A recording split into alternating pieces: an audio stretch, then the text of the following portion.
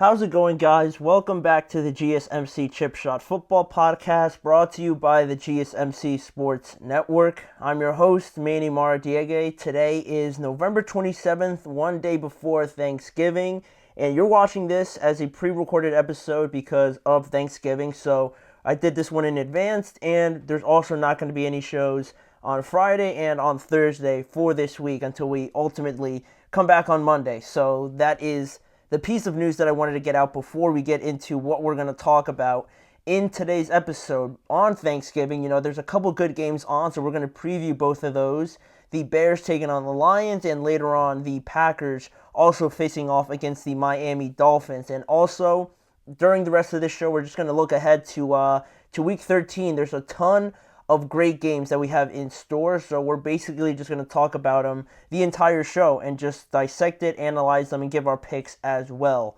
But before we get to all of that, I have to remind you guys, if you guys wanted to get involved in any of the live shows that you do see on here, please don't hesitate to do so. If you guys have any questions, comments, or any opinions you'd like to share, please, your input and insight is a big part of what makes this show great. So don't hesitate to do that. And if you want to make it absolutely sure that your message stands out and gets featured on the show, there's an easy way to do that just by using the Super Chat feature. You can use the Super Chat feature by clicking the $ at the bottom of the chat box to send in your Super Chat. In this way, it guarantees that I see it, and then I could read it on air and just get your guys' thoughts on anything I say or on any of the topics that we do discuss on here. So again, let us know what you're thinking.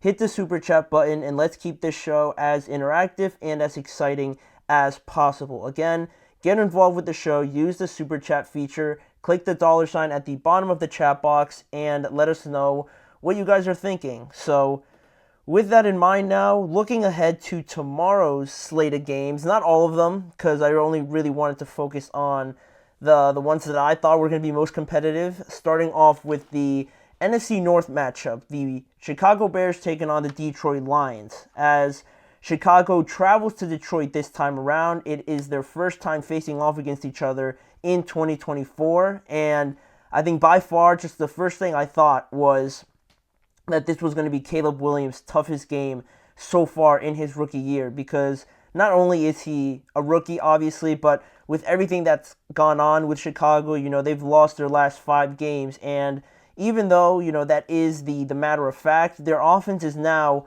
under the command of Thomas Brown after Shane Waldron was let go. Thomas Brown stepped in, and he's done a pretty decent job with the offense and Caleb Williams. So despite the wins and losses, mostly losses, they've played a lot better over the last 2 games. And not only that, Caleb's looked a lot better. And that's the biggest thing. Like I've kept saying it when we talk about the Bears. The biggest thing about them is not whether or not they lose a lot more games than they win. It's how Caleb looks and projecting towards the future and how you could eventually start focusing on winning games, but not really right now. With how bad it looked initially, to improve that situation is what they should be focusing on going forward. But that is what Chicago's been dealing with. While on the other hand, Detroit's the end goal, right? Detroit is what everybody wants to look like, or I assume what most teams want to look like, right? Because they continue to just handle opponents each and every week. They allowed 6 points last week to the Colts, and then 6 points the week before that to the Jacksonville Jaguars. Not the toughest of opponents, but still very impressive over the last 2 weeks. They have the top scoring offense in the NFL, averaging around 32, 33 points per game. And when you just read both of those two things that I just said on the Bears losing their last 5 games and on the Detroit Lions, just destroying everybody, this game, you might be wondering, why did I pick it to discuss it, right? Well, I had no idea about the next thing that I'm going to read, but I thought it was super interesting because, we're talking about Thanksgiving, and usually you do see the same teams on there, right? Like the Lions and the Cowboys, and usually like the Packers or something like that, right? Well, the Lions, especially in this matchup, on Thanksgiving, all those variables in play, they have not been the most successful when all those things, are active, right? Last year, this matchup, just in general, was pretty interesting between the Bears and the Lions. Obviously, the Bears have changed a lot about them, but last year, just with these two teams in this matchup, just based on the NFC, Chicago won one of those games. They won in Chicago 28-13, but also when they played in Detroit, the Bears were actually winning by 12 points before the Lions came back and won 31-26. So they split the season series last year, and now they're playing one of their games on Thanksgiving. And I think that is something to point out because, like I mentioned, right, when all those variables are in play, the Bears playing the Lions tough last year, and also on Thanksgiving, Detroit has not shown this dominant, play style or these dominant results very often on Thanksgiving, right? Because Detroit has lost its last 7 games on Thanksgiving, and 3 of them have been to the Chicago Bears in this 7-game losing streak. The last time they played on Thanksgiving against Chicago was back in 2021, so very different, but the Bears won regardless, 16-14. Tomorrow is going to be the 85th time there's going to be a Thanksgiving game in Detroit. And in that timeline, the Lions are 37, 45, and 2 on Thanksgiving, a losing record by a pretty decent margin, right? Things have not gone well for all those Lions fans that go there hoping to see their team win and then, go back and enjoy like a nice meal on Thanksgiving. It hasn't really turned out that way in all of their time on Thanksgiving. While Chicago on Thanksgiving, on the other hand, they've played 38 games and they have a record of 20, 15, and 2. So, I mean, you look at both teams right now, one's 10-1 and the other one's like 4-7. So you can kind of see where the favoritism is shown, right? I'm pretty sure the Lions are like 10-point favorites going into tomorrow, but I don't know. I always feel like things like this always play their part. For whatever reason, it always seems to turn out like this, right? Or at least favor one side when you get like random facts like this